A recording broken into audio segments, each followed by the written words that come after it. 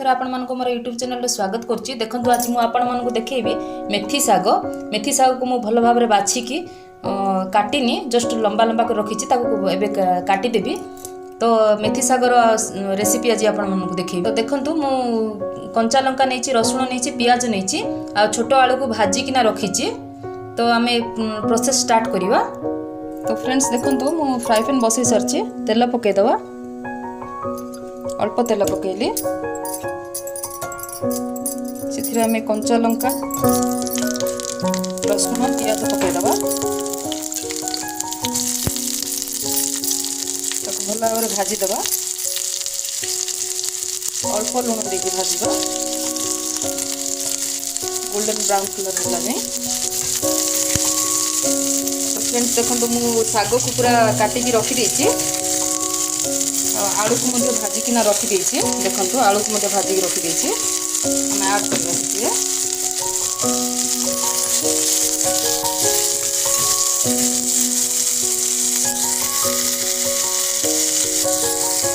तो फ्रेंड्स देखो प्याज भाजी हो सारानी। हल्का टिके प्याज पाटी को बाजिले भल लगे सागरे। तो मु साग नहीं जाउची। आम तो लुण पकईतिले अबे लुण किसी पकेबानी। साग टिके नरम हो सारा आम लुण ऐड करवा। भल भाव में घोड़े रखीदा। देखो साग तो पूरा नरम हो सारा। एबे आम से जो आलू मु भाजिकी रखी से पकईदबा, ऐड करदबा। ऐड पकई करके भल भाव में घांटिकी माने भल भाव में मिसेईकी आम घोड़े रखीदबा।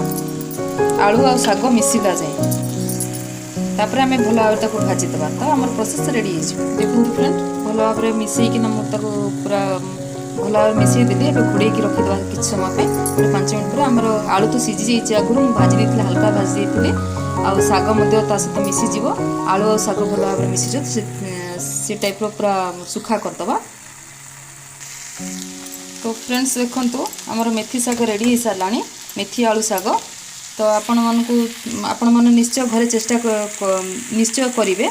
भल लगे रुटी रे खाया बढ़िया लगे। यहाँ आपण को मोर जदि वीडियो जदि भल लगुच लाइक करेंगे, शेयर करेंगे, कमेंट करेंगे, सब्सक्राइब करेंगे एवं नोटिफिकेशन को दबाई देवे। Thank you friends.